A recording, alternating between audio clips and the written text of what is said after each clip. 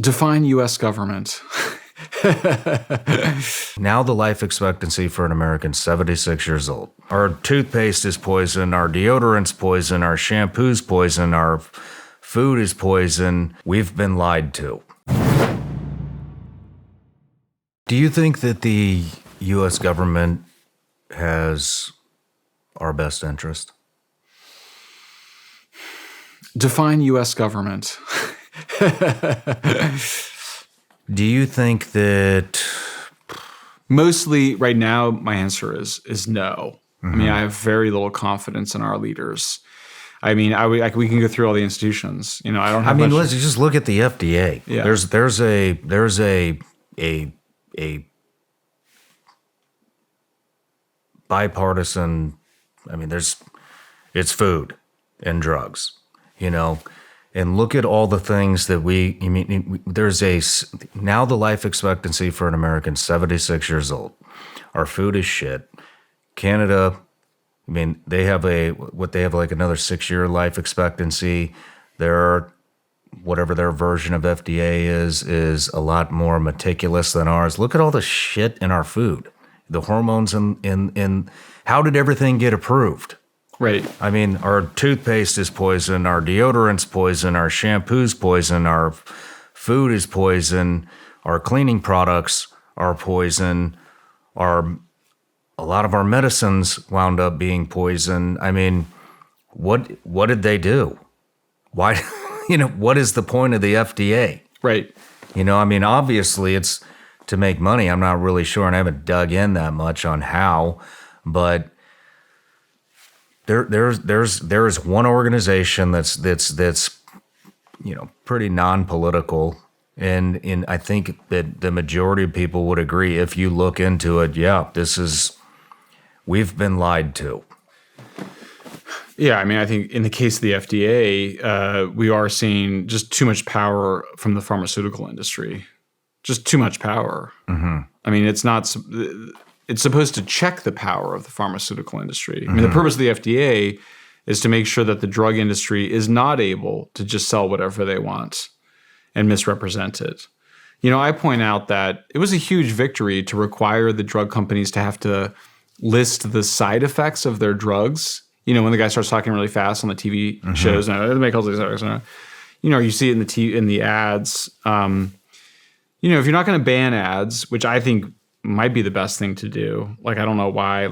If it's a good drug, then let your doctor recommend it. I don't know why they have to advertise it directly at consumers. That seems unwise to me. But nonetheless, that is the system we have right now. But it took us a lot just to name the side effects of those drugs. That was a big victory. Well, when people started talking about the side effects of the COVID vaccine on social media, there was an effort to censor them. Mm-hmm. That's how crazy it got. Mm-hmm. When you look at the big advertisers of the big mainstream news media, a lot of it was Pfizer. Mm-hmm. So it's the brokenness. It includes the FDA. It's not limited to the FDA. Even the stuff that they approve, though. Everybody. I remember growing up, my parents, just supplements that I would take because I want to get big when I'm 16 years old. Is that FDA approved? Is that now? I don't even care because what is it? It's FDA approved. How much did they pay to get that approval? Right. Who cares? We looked at it. We did a piece on Remdesivir, which was heavily promoted as a treatment for COVID, and it has very toxic effects. We can't quite believe that it ever got approved. I was actually shocked by it, and we had multiple people working on it, and went back and looked at the actual science of it, and mainstream science raising serious concerns around the impacts on kidneys from Remdesivir. So and it appeared that it was both sort of the influence of the pharmaceutical companies. It's also just the power of these government agencies. They get their they kind of get their brains oriented on a particular path.